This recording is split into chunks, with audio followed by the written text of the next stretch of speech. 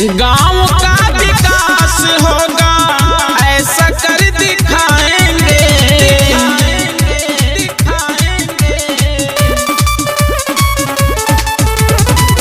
गांव का विकास होगा ऐसा कर दिखाएंगे। अवधराज सिंह को मिलके हम जिताएंगे। अवधराज जी को प्रधान बनाएंगे।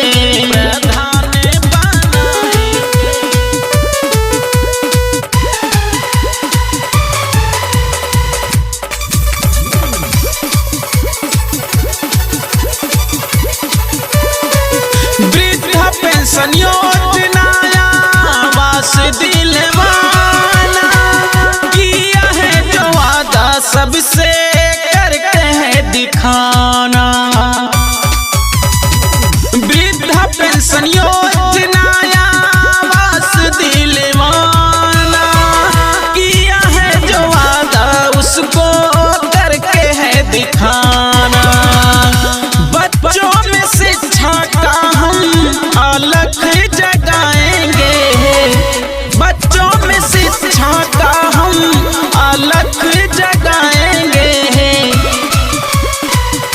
अवधराज जी को मिलके हम जिताएंगे।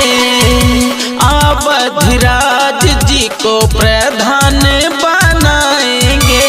मिलके हम जिताएंगे।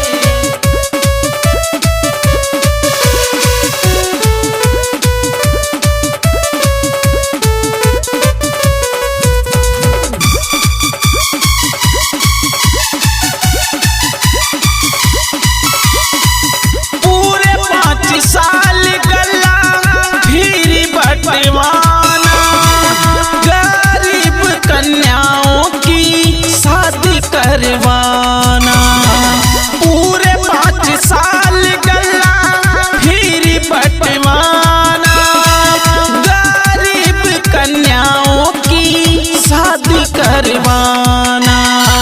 बिजली पानी राशन सबके घर पहुँचाएंगे।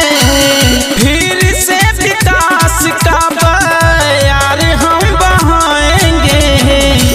अवधराज जी को मिलके हम जिताएंगे। अवधराज जी को प्रधान